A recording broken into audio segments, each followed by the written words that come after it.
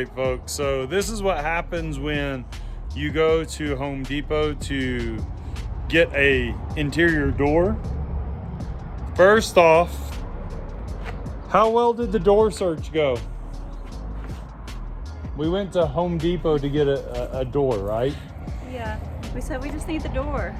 And we proceed to go through this non-user-friendly program with the salesman, not his fault. And you enter one number, it gives you a different number. Said our door measures 30 inches. He was like, well, how big is the jam? No, we need the door. And it was like an Abbott Costello routine. But who's on first? Anyway, it turns out we use the right terms for layman's speech, but that program does not use layman's speech. So anyway, we don't have a door, but we have a solution. We do, and what is our solution? He's gonna make it. I'm gonna make it out of plywood, which is not cheap right now. It's actually more expensive than a hollow core slab door, which you can buy from them. I think theirs are like $45 to $57. They had a door we liked, but it doesn't come in the size we need. Yeah, they have very specific standards. They won't do custom designs on that. So, but where did we end up going before we went to Home Depot? Because all we needed was a door. A door. Well, he needed coffee. We went to Target, which has a Starbucks. Because I suggested going to the selling realtor gave us two $25 gift certificates for buying, or gift cards. And so, since he wanted to go to Starbucks, I said, well, why don't we go to Target? Because we never need an excuse to go to Target. Those are awful. That's an awful statement. Why don't we go to Target? As soon as she says let's go to Target, the bank account goes it instantly withdraws $100 minimal. I have walked out without buying anything, but there are things that we would like to have for this place. So here's what you get when you go to Home Depot and Target for a interior door and a Sharpie. You get a Project 62 mirror with a fine walnut finish. It actually looks really good, but you can't really see it in the camera through all that stuff. Hold on, I'll turn you around. And then, not only do you get the Project 62 60-inch mirror, but you end up getting interior bug killer. Why do we have the interior bug killer? For Spider-Geddon 2021. Yeah, because we have a lot of spiders. And then you just randomly decide to pick up flooring you hadn't even planned on replacing. Well, right? But hold on.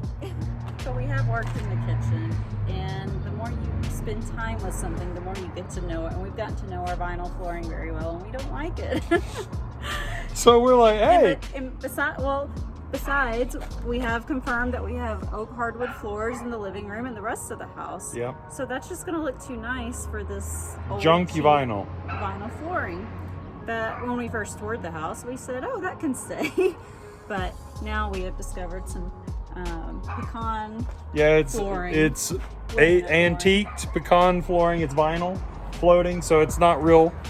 We couldn't afford real, but it was on sale, so we got it for $44 a box. Yeah, but what was it per square foot? Probably like $1.99. It was like $2.20. Maybe $2.20 a square foot, which isn't actually bad for that stuff. We bought an extra box, but I think it'll end up costing under $300. Yeah, and then we did get the Sharpies. That must be known.